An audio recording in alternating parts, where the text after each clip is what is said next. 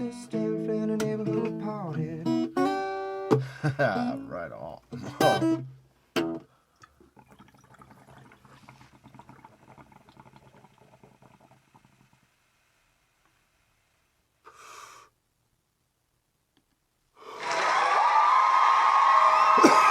Welcome to Thoughts Off the Stem. I'm Justin Barone, and today we're smoking Jean Guy Batter in the Stunning glass. It's 66.9%. It's a sativa, tastes sweet. Yeah, that's all I really have to say about it. I needed a sativa concentrate, so that's what I picked up. I wanted to try it out because, like I said last episode, I shit all over it. So I figured I would try, instead of trying the flower, because I've done that, I would try the concentrate, see if it was any better. It's tastier, that's for sure. I would not say that it's a very, like, it's not a long-lasting high. That's the problem.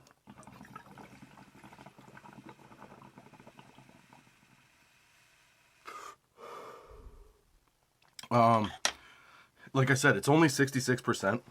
It's not very strong. It lasts, I don't know. I find that the first time I smoked it lasts about an hour, but now since I've smoked it a few times, it's like way less, way less. Maybe every half hour or so, I feel like I gotta re-up if I'm going to continue to smoke that. So I make sure if I do that in the Stunning glass, I have a joint on deck, because you always gotta have a joint. Just in case you don't get to where you want to go, you know? So yeah, so that's what we smoked in the Stunning glass. We're gonna try, because these have been, like, people have been dying for these things. They came out a couple weeks ago. The Tribal triple infused live resin terp sauce THCA diamonds 3-pack pre-roll. It's G-Mint. That's the one that came to the store. It's 38.7% with 33.7% terps. Yeah. I've already had two. I mean, I've had them for a couple weeks. I just haven't had a chance to review them on the podcast yet. So we're going to review those today, because they are, well, like it said, they've got diamonds on the outside. You'll see. You'll see when I show you. It's pretty fucking amazing. A lot of people will think it's, I think a lot of people will think it's coke. It is not. It's THCA diamonds, the most potent of THC. All of a sudden I can't talk. Way to go, Jean Guy. The most potent of the weed. So yeah. So we're gonna smoke that today. I'll show you that. And then what else? That's really it. Thank you for joining me, Justin Barone. I hope you're having a good week. Hope the week's treating you right. Hope you're getting all the goals you want accomplished, and working towards whatever your thing is. And I hope it's going well for you. If it's not going well, don't worry. Just remember this. Where did I hear it from? I hear it from the woman I'm seeing a lot. Like, I hear it a lot from her. And I heard it from Tom Hanks. Was this too shall pass. So don't worry, you'll get through it. Just keep plugging away. Yeah, so this week I wanted to talk about a thing that happened at my daughter's school. Well, in one of her classes. So she's 16 years old. She's in grade 11. She has a parenting class where they learn all about parenting and all that fun stuff. Something questionable came up in that class over the Thanksgiving weekend. So what happened was, we were away on Thanksgiving. Then my daughter started getting all kinds of texts from her friends, basically saying, hey, we have this new assignment, or a new, something that's going to happen in class. That, the teacher wants to try this for one lesson. So as they explained it, basically what the teacher wanted to do was, she wanted to bring in the special needs class, so that they could her class could prepare for a play date with toddlers. That's how it was relayed to us, okay? So some of my daughter's friends, their parents said, you're not going to that class, this isn't right, whatever. I said, you know what? Let's just hold on a second here. Let's think about this.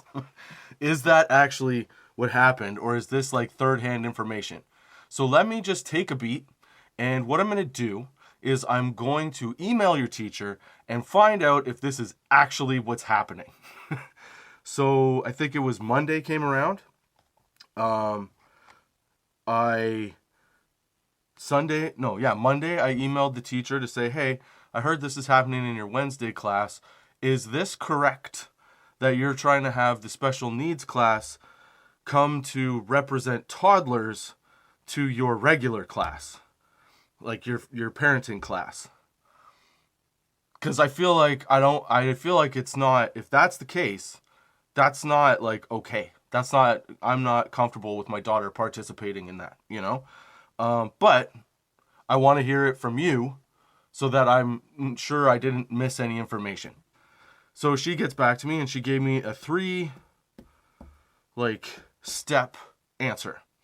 So basically the first part of the answer was talking about how she had talked to the special needs teacher or the teacher of that class and had okayed that the kids come over and participate in this experiment, I guess, kind of, or a lesson plan.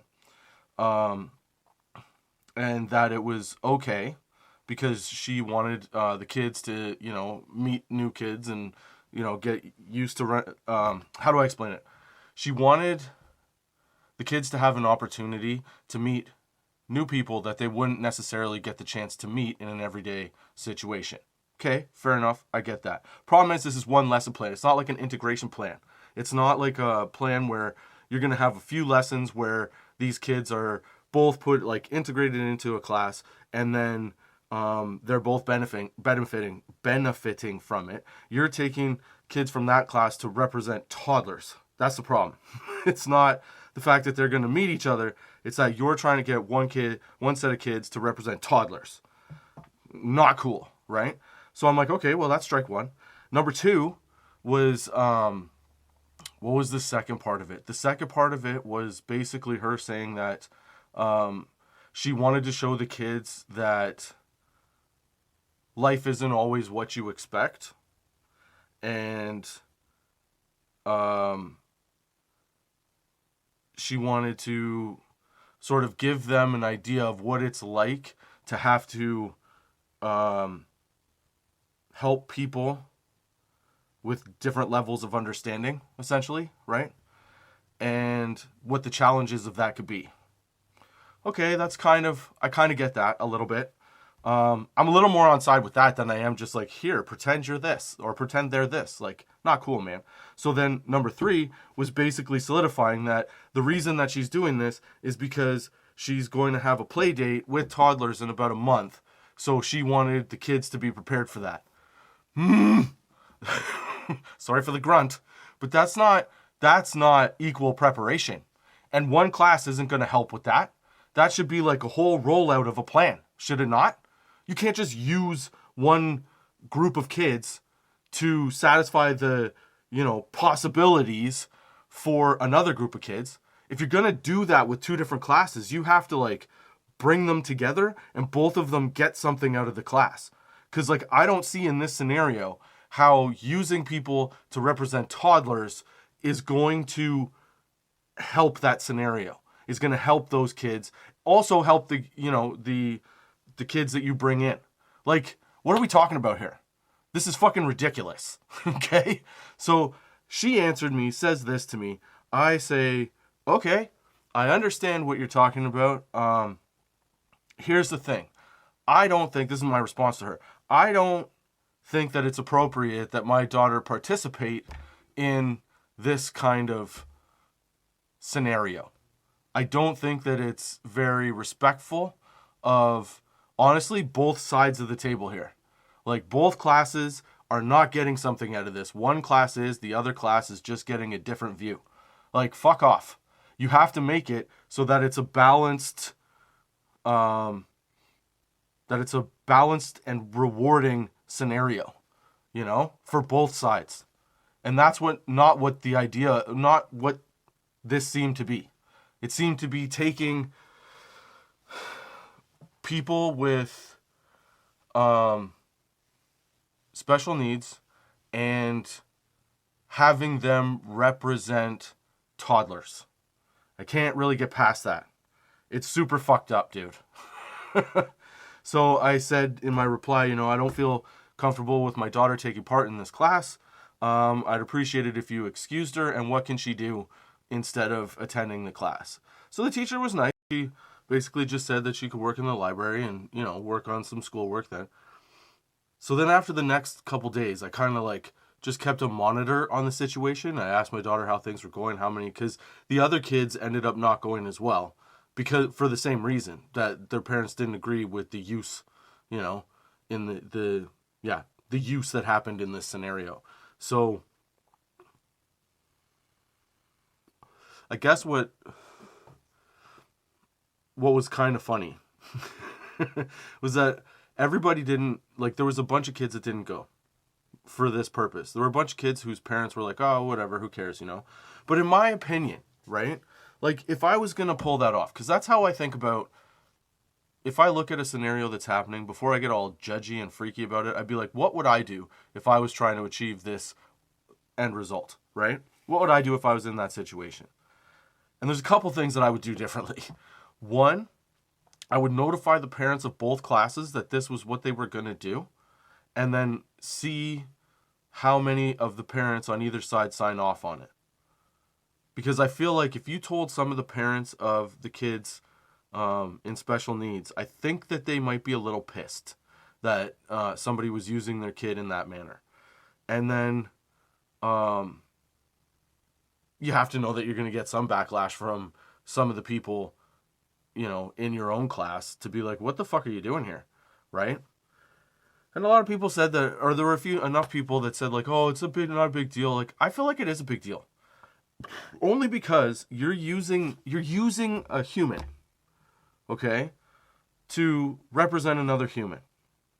When the challenges of each of those people are very different and not in any way alike. So you're not really representing what you're trying to represent. You're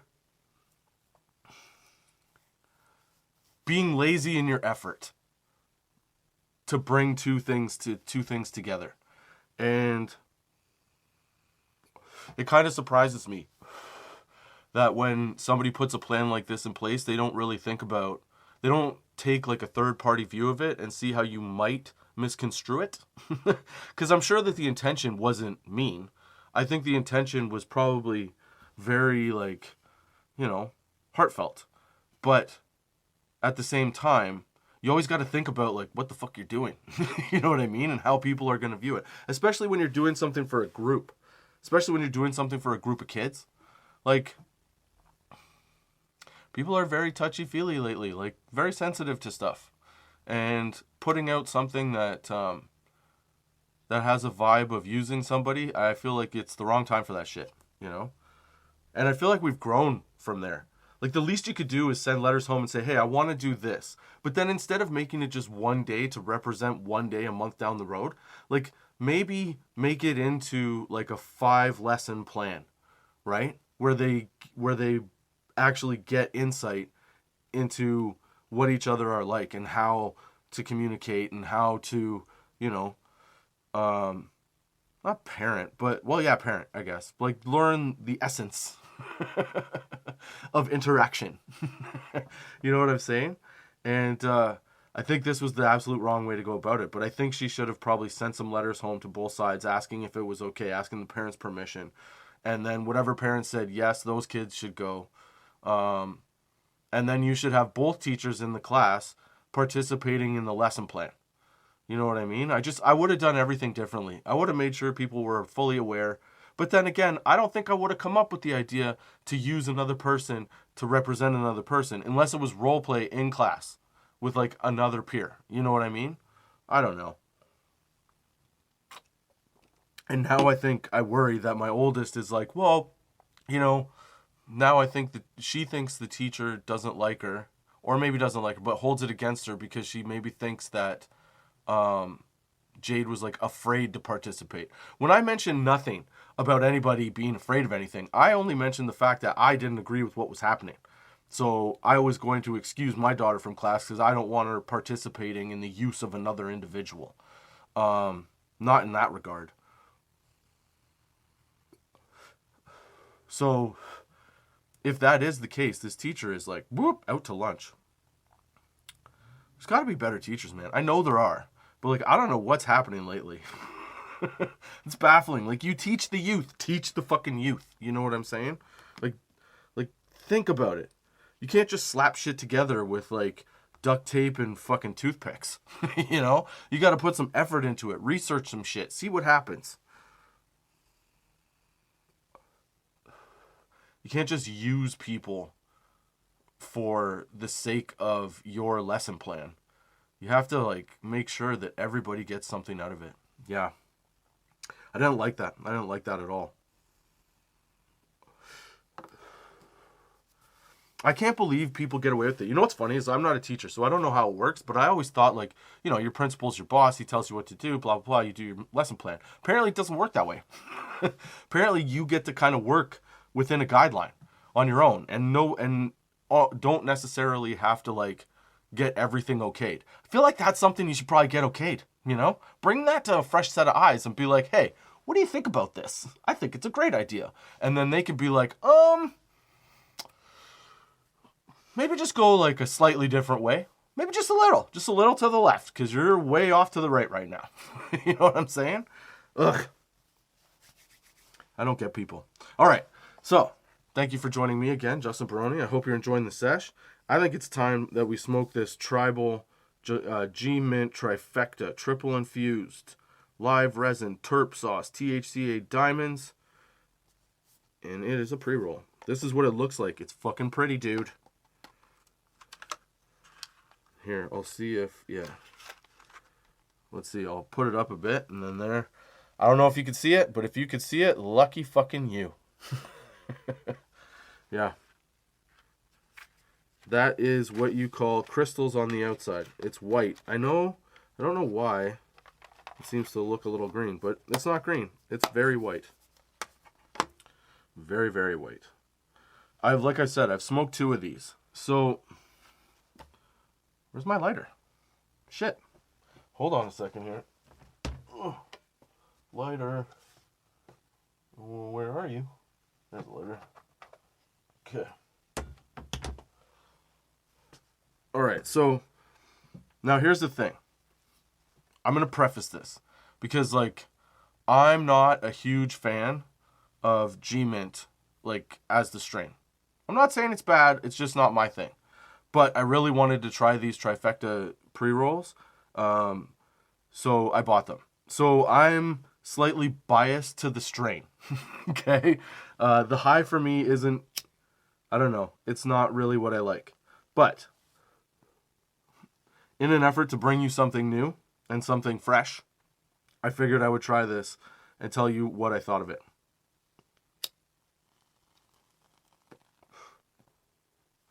So instead of it being rolled in keef, it's actually rolled in like what looks like diamond dust, which is THCA diamonds, the most potent of the plant, of the extracts.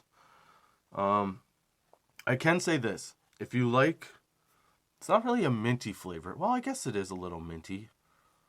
It's a little minty, especially with the diamonds, because the diamonds always give something like this, like a little bit of a weird twang, you know?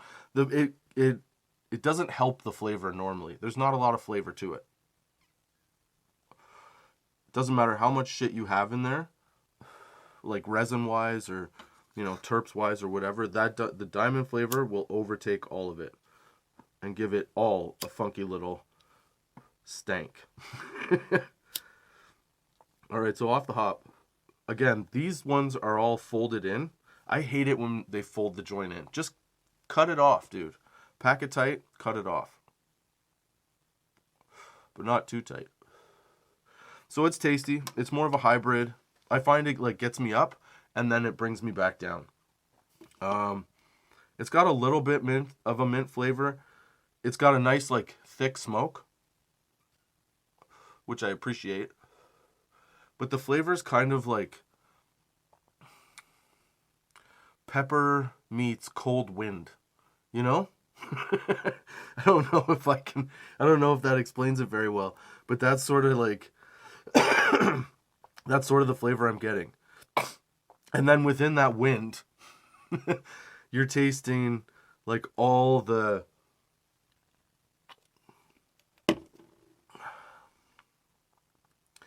different earthy particles that are floating in the air. And that would be the diamond. It's got, you know,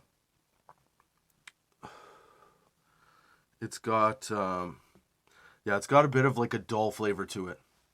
But I do like I said, I'm not a big fan of the strain. I will say this, it does give me a nice little body buzz, but my head doesn't relax enough on it. I think that's why I don't like it as much as I like their other stuff. This, I really want to try this kind of joint in Cuban links, because I think this as a Cuban links joint would be fucking delicious. But again, I'm biased, so if you like G-Mint, you'll really like these.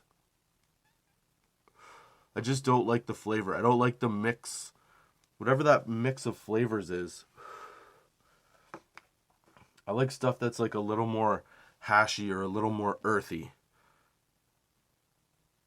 I don't want to... Yeah, I don't know. It's really the flavor. The high I don't mind so much. It's a nice hybrid high. It doesn't get you too fucked up. There's a bit of a crash for me. But lately, I think I'm just getting old. Lately, I find that like after a bit of being high, I just crash off everything anyway. But if you're a fan of Tribal or Nugs, yeah, you definitely got to try these out. I was hoping for more out of the high as well. I thought that I would get higher. Like when you smoke their what's it called? The wrap, the sativa one, the lemon lynx wrap.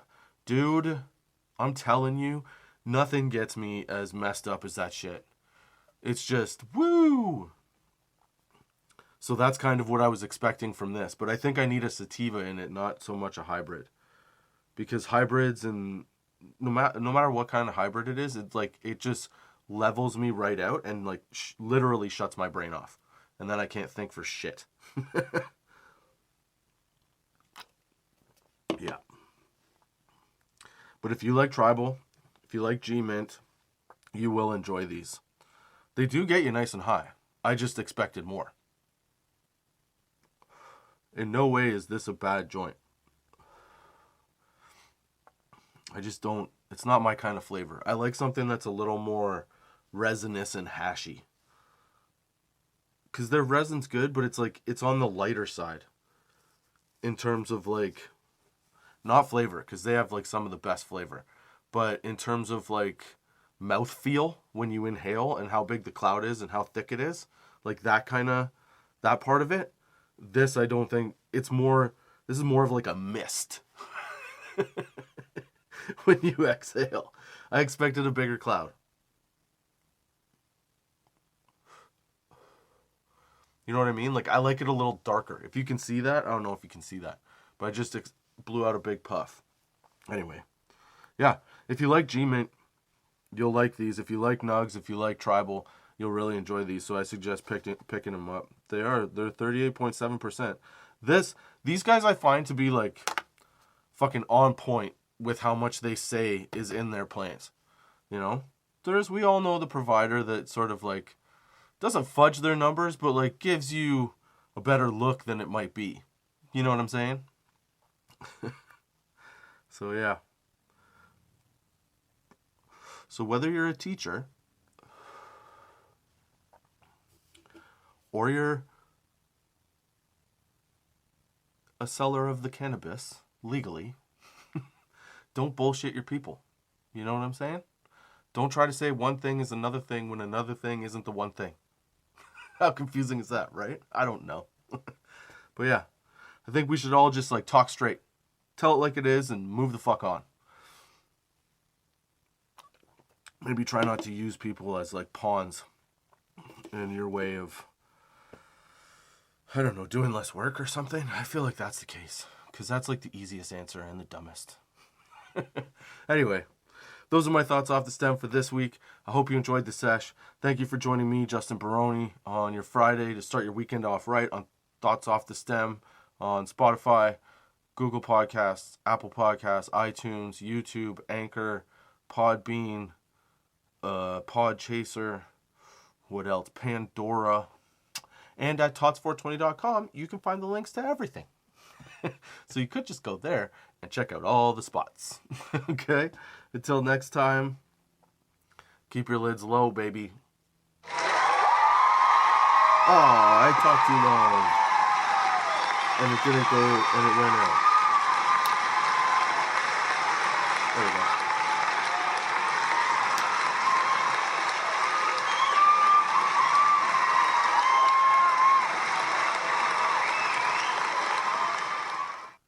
Thoughts off the stem from the neighborhood party.